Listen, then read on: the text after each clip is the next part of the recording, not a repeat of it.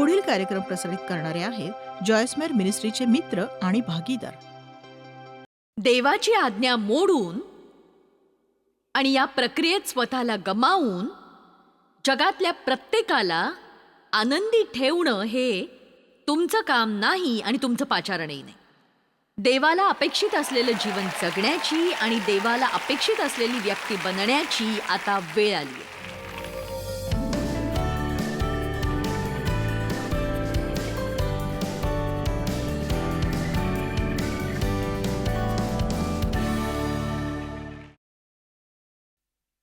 माझे नवे दागिने आवडले? तुम्ही सतत त्यांच्याकडेच पाहत राहाल आणि विचार कराल यापेक्षा सुंदर काय आहे. बघा, एक सांगू का, मला त्या लोकांचा कंटाळा आलाय जे म्हणतात की मी व्यस्त आहे आणि ही सबब असते. जे करायला हवं ते न करण्यासाठी, जसं स्वतःची काळजी घेणे, आपल्या आवडत्या लोकांना वेळ देणं, फोन कॉल्सना उत्तर देणं, पहिल्या खेपेतच काम फत्ते करणं, देवासोबत वेळ घालवणं. हॅलो, कुणी ऐकतंय का? मी व्यस्त आहे, मला व्यायाम करायचा आहे, मी व्यग्र आहे, मला तुम्हाला एकदा भेटायचं आहे पण मी व्यग्र आहे, मला चांगलं खायला आवडतं पण मी इतकी व्यस्त आहे की स्वयंपाक करताच येत नाही, त्यामुळे मला सरबट खावं लागतं. अहो, मी इतकी व्यस्त आहे पैसे कमवण्यात की माझ्या जीवनात काय चाललंय याची मला कल्पनाच नाहीये. मी व्यस्त आहे. पण देवाने आपल्याला व्यस्त राहायला सांगितलेलं नाही, त्याने आपल्याला व्हायला सांगितलंय फलद्रूप.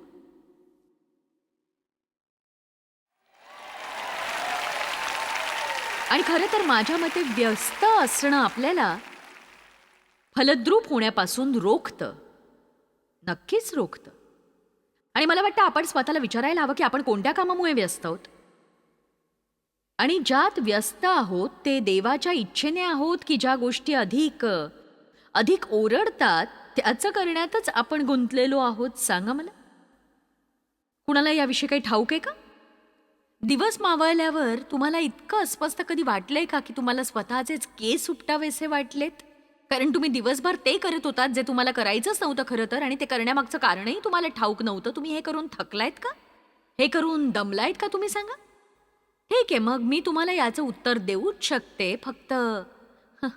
फक्त तुम्हीच ही समस्या सोडवू शकता.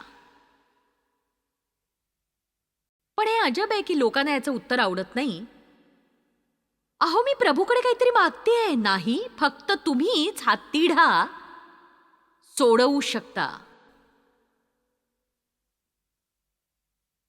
तुम्ही आणि मी सुद्धा हे रात्रभर म्हणू शकते, फक्त तुम्हीच हा तिढा सोडवू शकता. मी एकदा माझ्या दिनक्रमाविषयी कुरकुरत होते, मलाच ही सगळी कामं करायची आहेत आता. माझं जीवन जगाल ना तर वेळ लागेल तुम्हाला. तेव्हा पवित्र आत्मा मला म्हणाला, तूच तुझा दिनक्रम बनवलायस ना, मग तुला आवडत नसेल तर बदल तू. चला, आता माझी इच्छा आहे की काही लोकांनी आज दृढनिश्चय करायला हवा. ही देवाची इच्छा नाहीये की आपण अस्वस्थ असावं आणि आपण त्रासलेलं असावं. कुरकुर आणि तक्रार करावी आपल्याला कराव्या लागणाऱ्या गोष्टींमुळे आपल्यावर पडणाऱ्या ताणाबद्दल. कोणी असं म्हटलंय की तुम्ही प्रत्येकाची अपेक्षा पूर्ण करायला हवी? सांगा मला. अशा प्रकारचं वचन आहे का कुठे? नाही. खरं तर बायबल आपल्याला शिकवतं की आपण पवित्र आत्म्याच्या प्रभुत्वाखाली चालायला हवं. देवाला संतोषवा, माणसाला संतोषवू नका. आमीन.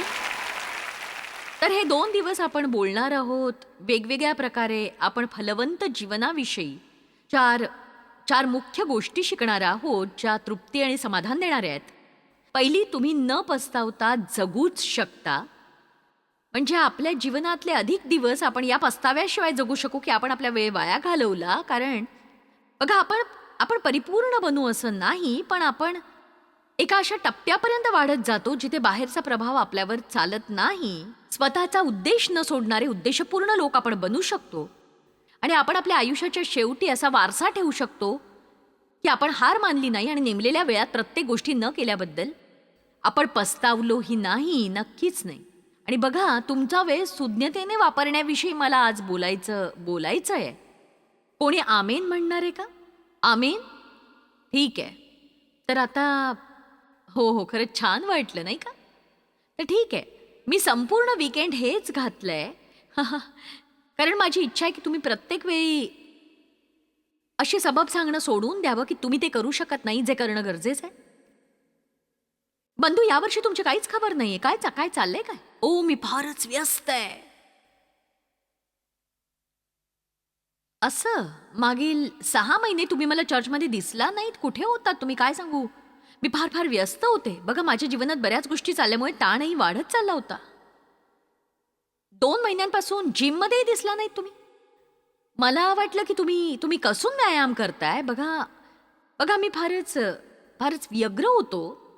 व्यग्र कशात होतात पण? गमावलेलं वजन कमावण्यामध्ये. आणि बघा, चला या आठवड्यात आपण कुस्ती लढवूया आणि बघूया कोण जिंकतंय ते. खरं सांगायचं तर ही आपली सगळ्यात मोठी सबब बनली आहे की मी व्यग्र आहे. मग काय? बघा, देवाने आपल्याला व्यस्त राहायला बोलावलं नाही. प्रश्न हा आहे की तुम्ही फळ देत आहात का? आपल्या जीवनाचं फलित नेमकं काय आहे? आपण जगण्यासाठी धडपडतोय का की कसाबसा दिवस काढतोय? आपण अभिमान वाटेल असं जीवन जगत आहोत का? एक परिपूर्ण आणि समाधानाचं जीवन, आणि या जीवनाचा आनंद आपण खरोखर लुटतोय का? वा, तुम्ही वयाने वाढत जात आता असं वेळेकडे बघण्याचा तुमचा दृष्टिकोन बदलतो. मी ही गोष्ट खात्रीने सांगू शकते, कारण इथे 10 वर्षांपेक्षा खालची मुलं आहेत आणि परिपक्व झालेली ही बरेच लोक इथे आहेत.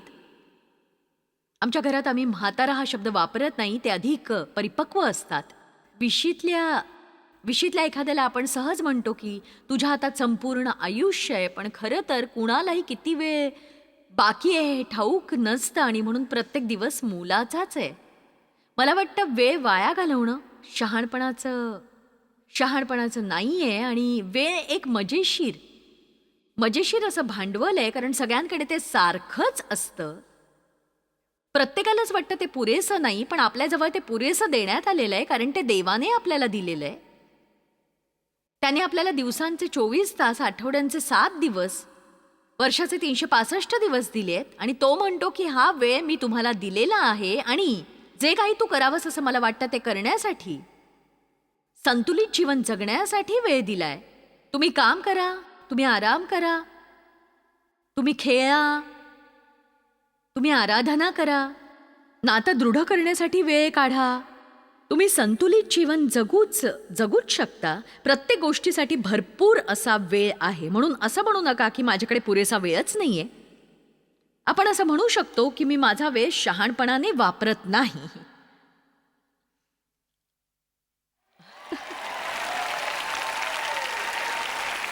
आता काही जण असंही म्हणू शकतील, मला वाटलं मी संदेश ऐकण्यासाठी एका ख्रिस्ती सभेला जातीये. बघा, प्रभू येशू सुद्धा वेळेबद्दल खूपदा बोललाय. उपदेशकामध्ये असं म्हटलंय की प्रत्येक गोष्टीची एक वेळ असते. प्रत्येक गोष्टीची. सूर्याखालच्या प्रत्येक गोष्टीसाठी, पृथ्वीवरच्या प्रत्येक गोष्टीसाठी जन्म घेण्याची वेळ असते, मरण्याची असते, शोक करण्याची असते, हसण्याची. प्रत्येक गोष्टीची एक नेमलेली अशी वेळ ही असतेच. एकाच गोष्टीसाठी वेळ नसते, ती म्हणजे वाया घालवण्यासाठी वेळ नसते. त्या यादीत हे दिलेलं नाही. असं म्हटलेलं नाही की वाया घालवण्यासाठी वेळ असतो. एकदा मी स्वतःचाच आवाज ऐकला. असं वाटतं की आज बराच वेळ अमुक करण्यात, आणि जे मला करायचं होतं त्याचं नाव घेऊन ते मी म्हटलं की यात मी खूप वेळ घालीन. पण जेव्हा मी म्हटलं तेव्हा माझ्या कानातनं दुसरा आवाज आला की हो, मी त्यावर वेळ खर्च करत आहे. मी खर्च करतेय. जसा आपण पैसा खर्च करतो तसा आपण वेळही खर्च करतो. जेव्हा तुम्ही पैसा खर्च करता तेव्हा तो परत मिळत नाही. म्हणून आपण अशा गोष्टींवर पैसे खर्च करतो ज्याचं आपल्याला मोल मिळतं. आणि वेळेकडे सुद्धा आपण तसंच पाहायला हवं. आपण वेळ खर्च केला की आपल्याला तो परत कधीही मिळत नाही. आपण तो अशा गोष्टींवर खर्च करायला हवा ज्यामुळे आपल्या जीवनात फळ येईल. आणि बघा, हे संमेलन त्याचंच एक उदाहरण आहे. बऱ्याच लोकांनी इथे येण्यासाठी परिश्रम घेतलेत.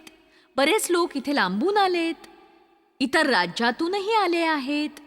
तुम्ही हॉटेलसाठी पैसे खर्च केलेले आहेत, तुम्ही कामात सुट्टी घेतलेली आहे. काही जणांना हे करावं लागलं नाही कारण ते जवळ राहतात, पण तुम्ही एक सायंकाळ खर्च केली आहेत. काही जण इथे दुसऱ्या सभांसाठीही थांबणार आहेत आणि या गोष्टीसाठी तुम्ही वेळ खर्च करत आहात. तुम्ही आपला वेळ देत आहात, पण त्याचा मोबदला काय मिळेल? त्यामुळे तुम्ही ताजेतमाने व्हाल. काही जणांचं तारण होईल. तुमच्यापैकी काही जणांनी इथे येण्यासाठी वेळ खर्च केलाय आणि त्यांचं जीवन बदलून गेले. तुमच्या पापांची ख्रिस्ताद्वारे क्षमा झाली आणि तुमची नावं जीवनाच्या पुस्तकात लिहिली गेली आहेत. ज्यांना देवापासून ऐकण्याची गरज होती त्यांनी देवाचा खास संदेश ऐकलाय. काही जणांना नवीन मित्र मिळालेत. काही जणांनी आपल्या जीवनात आरोग्यदायी असा स्पर्श अनुभवलेला आहे. काही जणांना असं सत्य कळलंय ज्यामुळे ते बंधमुक्त झालेले आहेत. प्रत्येकाला वचनातून उत्तेजन मिळतंय. हे करण्यासाठी मी वेळ खर्च करतेय आणि बघा, माझं काम झाल्यानंतर मी थकून जाईन, पण मला किती समाधान मिळेल. थकलेलं शरीर आणि समाधानी मन यासह घरी परतणं यापेक्षा माझ्यासाठी समाधानाची मोठी दुसरी कुठलीही गोष्ट नाही. जेव्हा तुमचं शरीर थकलेलं असतं आणि मन त्रस्त असतं, भावनिक त्रागा असतो, आत्मा असमाधानी असतो, तेव्हा ती फार मोठी दयनीय अवस्था असते. ती आपण सोडायलाच हवी. आणि बघा, एक सांगू का, प्रभू येशू आपल्यासाठी ज्ञान असं करण्यात आला. आपल्या हृदयात देवाचं ज्ञान देण्यात आलेलं आहे. तर मी म्हणते की लोक इतके वैतागलेले का असतात मग, जेव्हा ते स्वतःच अनियंत्रित जीवन जगत असतात आणि ते वेळ वाया घालवत असतात आणि अतिशय तणावाखाली जीवन जगत असतात. ठाऊक आहे का? कारण आपण देवाचा आवाज न ऐकता आपण इतर सगळे आवाज ऐकत असतो. आणि मी सांगू शकते की तुम्हाला जीवनात जर शांती हवी असेल तर तुम्हाला ती मिळवण्यासाठी काही लोकांना वेडं करावं लागेल. चला, मी इकडून सुरुवात करते.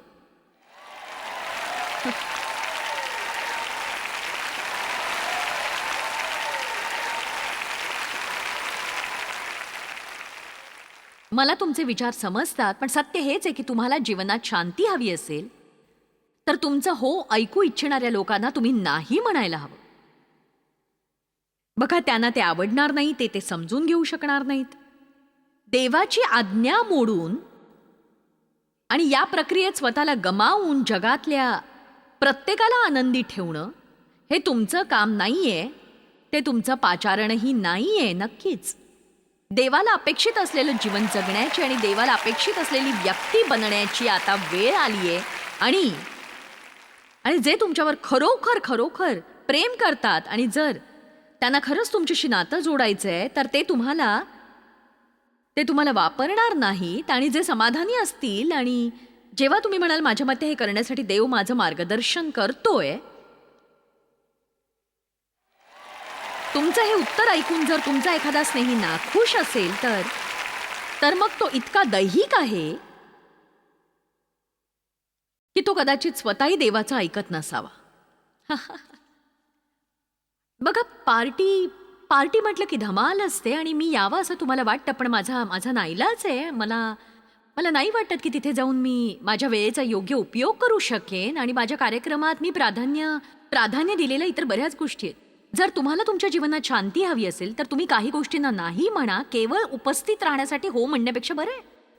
तुम्हाला वगळण्यात आलंय असं वाटायचं कारण नाही. तुम्हाला माहिती मिळू शकते, काय चाललंय ते तुम्हाला कळू शकतं. नक्कीच कळू शकतं तुम्हाला ते. मला तुमचं ठाऊक नाही, पण मी नाक खुपसायचे, काय चाललंय ते जाणून घ्यायला मला आवडायचं. पण माझ्या लक्षात आलं की ते जाणून न घेण्यातच जास्त शांती आहे. या दिवसात मी काही जाणून न घेण्याचाच आनंद मानते. म्हणून मला वाटतं की तुम्ही मी टीव्हीवर नसताना कशी दिसते ते पाहण्यासाठी येऊ नये किंवा एक सोहळा म्हणून येऊ नये. आणि माझी अशी इच्छा आहे की इथे सभेसाठी येणाऱ्या प्रत्येकाने अशी मनोवृत्ती राखावी की देव जे काही मला सांगेल ते महत्त्वाचं आहे आणि ते मी माझ्या जीवनात लागू करणार आहे. आणि मी संदेशाच्या काही नोट्स नक्की बनवीन आणि शक्य झालं तर मी या मालिकेच्या सीडीज स्वतःसाठी विकत घेईन, जेणेकरून मी हा संदेश पुन्हा पुन्हा वारंवार ऐकू शकेन आणि तुम्हाला तुमच्या जीवनातील विशिष्ट क्षेत्रात बदलायची गरज आहे. किंवा जे लोक टीव्हीवरून कार्यक्रम पाहतायत त्यांना परिवर्तनाची गरज असते, पण तुम्ही म्हणता खरंच तसं आहे का? म्हणून तुम्ही रेकॉर्डिंग केलेला हा संदेश पुन्हा पुन्हा ऐकायची गरज असते, कारण एखादी गोष्ट 10 वेळा ऐकली की त्यामागचा हेतू कळतो आणि आधीच्या पेक्षा ती गोष्ट अधिक मनावर ठसते. आणि केवळ मनन केल्यानेच संदेश मनात रुजतो. आणि बघा, मनन करणं म्हणजे एकच गोष्ट वारंवार वारंवार वारंवार वारंवार मनात घोळवत राहणं, जोवर माहितीचं प्रकटीकरण होत नाही तोवर. आता बघा, आज्ञापालनाच्या पातळी पलीकडे आपण आता शिक्षित झालेलो आहोत. म्हणजे उदाहरणार्थ, आपण कितीदा तरी ऐकतो की तुम्हाला पिडणाऱ्या लोकांना तुम्ही क्षमा करा. खरं तर या विषयावर तुम्हाला दुसऱ्या संदेशाची गरज नसावी. म्हणजे माझा एक संदेश सगळ्यांच्या हितासाठी असतो, दुसऱ्या संदेशाची गरज नसते, कारण तुम्ही तो संदेश ऐकलेला असतो. पण तो लागू केल्याशिवाय फलद्रूप होत नाही. आणि तो तेव्हाच फलदायी ठरतो जेव्हा तो संदेश प्रकटीकरण बनत असतो. तुम्हाला सत्य जाणून घ्यायचं असेल तर आता ते मुबलक प्रमाणात उपलब्ध आहे. तुम्ही माझं ऐकू शकता आज, उद्या शनिवारी सकाळी. आता तुम्ही रोज मला टीव्हीवरूनही बघूच शकता. घरी जाताना तुम्ही इतर वक्त्यांचा संदेश ऐकू शकता. रविवारी सकाळी चर्चमध्ये आणखीन एकाचा संदेश ऐकाल आणि रेडिओवर आणखीन कुणाचा ऐकाल. म्हणजे बघा, अमाप वचन उपलब्ध असणं हा आपल्यासाठी आशीर्वादच आहे, नाही का? पण या प्रक्रियेत एका सत्याला बिलगून आपण म्हणायला हवं की हे प्रकटीकरण आहे. पूर्ण 1 वर्षभर मी देवाच्या वैयक्तिक प्रीतीचा अभ्यास केला आणि मला तुम्हाला हे सांगायचंय की माझ्या जीवनातलं ते प्रकटीकरण सैतान कधीही हिरावून घेऊ शकणार नाही. आणि ते मला रोजच्या जीवनात उपयोगी पडतं. अगदी रोजच्या पाप झाल्यावर ते मला दोषी ठरवत नाही. ते मला शिकवतं की दोषी भावना बाळगू नये. ते माझा आत्मविश्वास वाढवतं. माझ्या जीवनात जेव्हा अनपेक्षित वादळ, मला न कळणारी संकट, त्रास, छळ आणि परीक्षा येतात, तेव्हा ते मला धीर देतं. मला काही जाणून घ्यायचं नाहीये, कारण मला ठाऊक आहे की मी त्याला प्रिय आहे. म्हणून मी तुम्हाला फक्त हे उदाहरण दिलं की आपल्यासाठी इथे वर कितीतरी आहे आणि ते इथे खाली उतरवण्यासाठी आपण एका वेळी एकाच गोष्टीवर अधिक वेळ घालवायला हवा. हे महत्वाचं नाही की तुम्ही तुमचं पूर्ण बायबल अधोरेखित केलंय गुलाबी, निळ्या किंवा लाल रंगांनी, कारण त्यामुळे तुम्हाला ते ठाऊक आहे असं मुळीच नसतं.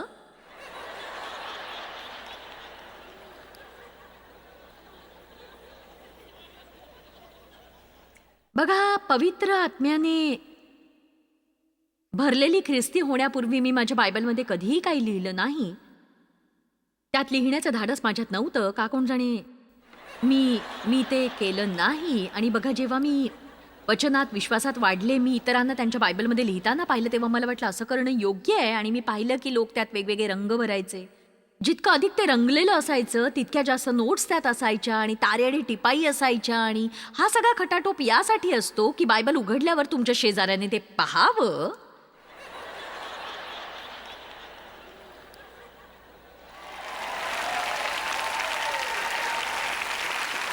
किंवा तुमच्या पालकाने एखादा शास्त्रभाग उघडायला सांगितला की तुम्ही तो उघडून म्हणाल की ओह वाव, मला हे माहिती आहे. बघा, आपण तोवर अज्ञानी असतो जोवर आपण आपलं अज्ञान कबूल करत नाही. नक्कीच मला वाटतं की आपण या गोष्टीला धरून राहावं. जोवर आपल्या जीवनातून तणाव निघून जात नाही, जोवर आपला ताण हलका होत नाही, तोवर आपण ह्याला धरून राहावं. नक्कीच, कारण प्रभू येशूने म्हटलं, अहो कष्टी आणि भाराक्रांत जन हो, तुम्ही सर्वजण माझ्याकडे या, माझ्याकडे या. आता यामध्ये तणावग्रस्त लोकही सामील आहेत. आणि मी तुम्हास विसावा देईन, विसावा देईन.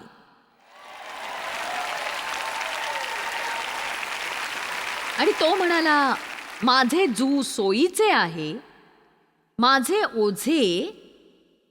ओझे हलके आहे. आपला निभाव लागण्यासाठी आपण स्वतःला दर दिवशी ओढत बसायची गरज नाही. ज्या गोष्टी आक्रस्तायपणाने अंगावर येतात त्याकडे लक्ष देऊ नका. बरेच लोक आपल्या जीवनाचा आनंद लुटत नाहीत आणि मी सुद्धा त्यापैकी एक होते. मी तुम्हाला सांगते, मी या मार्गाने गेले. मी व्यस्त होते आणि सगळ्या गोष्टींसाठी ही माझी सबब होती. बघा, मी फारच व्यस्त आहे. मी खूपच व्यग्र आहे. कोणीच इतकं व्यग्र नसेल. कुणाला माझं म्हणणं पटतंय का की आपण फारच व्यग्र असतो? ते हा व्यग्रपणाचा दोष नाहीये. कुणीही व्यग्र का असे ना, हाऊ काय? तो सैतानाचा सुद्धा दोष नाही. कारण आपल्याला त्याच्यावर अधिकार आणि सामर्थ्य देण्यात आलेलं आहे. तो आपलं जीवन चालवतो कारण आपण त्याला चालवू देतो.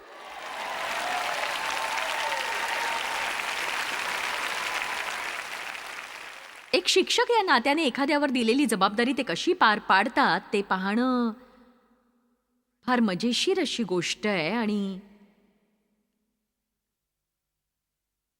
जर मी असं म्हटलं की अहो हे सैतानाचं काम आहे, हो, बघा, सैतान म्हटलं की प्रत्येकात उत्साह संचारतो. देवावर भाव ठेवा, तोच चमत्कार करेल. हो, आमची सभा संपल्यावर आम्ही मोफत सामग्री देणार आहोत. तुम्ही फुकट काही देणार असाल ना तर ख्रिस्ती लोक उड्या मारतात. अक्षरशः नाचायला लागतात. म्हणजे लोकांचा हा अनावरपणा पाहूनच आम्ही फुकट गोष्टी देणं थांबवून टाकलं. आता तुम्ही म्हणाल, पण तुम्ही मोठी पंचायत केलीत, आता तुम्हीच ती निस्तरायला हवीत.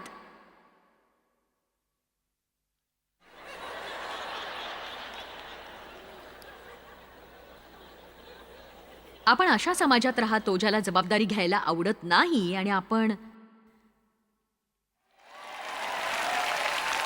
राहत असलेल्या समाजामध्ये अधःपतन झाल्यामुळे हे झालंय. आपण जबाबदारी घ्यायला शिकायलाच हवं. आणि आपण शहाणपणाने वेळेचा सदुपयोग करायला शिकायला हवं. जर तुम्हाला आजचा संदेश नको असेल तर मी तो स्वतःलाच लागू करीन.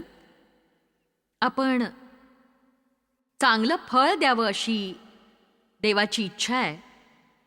आपण टिकणारं फळ द्यावं, जे राहू शकेल अशी त्याची इच्छा आहे, जे टिकू शकेल असं काहीतरी. जेव्हा तुमचा इथला समय संपेल तेव्हा तुम्ही वारसा सोडून जावं. आणि हे तुमचं आद्य कर्तव्य आहे. कारण तुमची पुढची पिढी तयार होतीये आणि त्यांना गरज आहे भक्कम अशा भांडवलाची, जर त्यांना त्यांचं जीवन चांगलं जगायचं असेल तर. आमीन. यावर्षी आम्ही एक आव्हान राबवलंय ज्याला आम्ही नाव दिलंय 30-30 चॅलेंज. यात आम्ही लोकांना आव्हान केलं की तुम्ही 30 दिवसात दररोज 30 मिनिटं देववचनाचा अभ्यास करण्याचा निर्णय घ्या. आणि आम्हाला इतका भरभरून प्रतिसाद मिळालाय. जवळजवळ 2.5 लाख लोकांनी साइंड अप केलंय. आणि हे खूप बरं वाटतंय की अनेक लोकांना देववचनाचा अभ्यास करायची इच्छा आहे. याशिवाय आमच्याकडे इतक्या अद्भुत अशा साक्षी लिहून येत आहेत. दररोज जवळजवळ 100च्या वर लोक साइंड अप करतायत. आणि मी तुम्हाला सांगते की तुम्ही तेच करायला हवं. मी तुम्हाला एक साक्ष वाचून दाखवते, किम्बर्ली कॉर्बेट हिची, जी तुम्हाला निश्चितच प्रोत्साहित करेल. ती म्हणाली, माझं तारण 22 वर्षापूर्वीच झालंय. मी जेव्हा पहिल्यांदा तारली गेले, मी वचन समजून घेऊ शकले नाही. खरं तर मी सतत ऐकत होते, वाचत होते आणि चर्चा करत होते देववचनाची. आणि ते माझ्या आयुष्यात वापरूही पाहत होते. जसजशी वर्ष निघून गेली मी हळूहळू देववचनापासून दूर जात होते. माझ्या नोकरीत माझा खूप वेळ जात होता, माझी एनर्जी खूप जात होती आणि मी देववचनापासून दिवसेंदिवस दूर जात चालले होते. आणि मग मी 30-30 या चॅलेंजविषयी ऐकलं आणि मी दररोज 30 दिवस 30 मिनिटं देववचनाचा अभ्यास करायचं ठरवलं. आणि हा माझ्यासाठी परिवर्तनाचा काळ ठरला. मला असं वाटलं की जणू काही मी परत आले आहे. मला माहितीये की देव नेहमीच माझ्यासाठी उपलब्ध आहे आणि तो माझ्याशी बोलण्यास उत्सुक आहे. पण मीच माझ्या कामात इतकी व्यस्त झाले की मी देवाला माझ्याशी बोलायचंय हे विसरूनच गेले. मी तुम्हाला शब्दात सांगू शकत नाही की किती अद्भुत वाटतं जेव्हा आपण देवाबरोबर वेळ घालवतो आणि प्रार्थना करतो. बऱ्याचदा असं होतं की 30 मिनिटं उलटून गेली तरी मी देववचन वाचतच राहते, कारण मला देववचनाच्या सानिध्यात राहणं खूप आवडत असतं. मी 30-30 चॅलेंजची जेव्हा सुरुवात केली तेव्हा अशाच प्रकारची एक साक्ष मला वाचायला मिळावी अशी माझी मनापासून इच्छा होती. पुन्हा एकदा मी तुम्हाला प्रोत्साहित करते हे चॅलेंज स्वीकारण्यासाठी. देववचनाला तुमच्या आयुष्यात प्राधान्य द्या आणि बघा तुमच्या आयुष्यात काय फरक पडतो ते. जॉयस्मायर मिनिस्ट्रीज करता तुम्ही खूप मौल्यवान आहात. आम्हाला तुमचं कौतुक आहे आणि जगभरामध्ये हे सेवा कार्य शक्य करण्याकरता आम्ही आमच्या मित्रांचे आणि पार्टनर्सचे आभारी आहोत. आम्ही एकत्रितपणे भुकेल्यांना खाऊ घालतो, गरिबांना वस्त्र देतो आणि राष्ट्रांना सुवार्ता सांगतो. तुमच्या प्रार्थनेच्या विनंती करता आमच्याविषयी आणखी माहिती मिळवा. जॉयसच्या कॉन्फरन्सच्या तारखा पहा आणि ख्रिस्ताची प्रीती जगभरामध्ये पसरवण्याकरता आमचे सहभागी व्हा.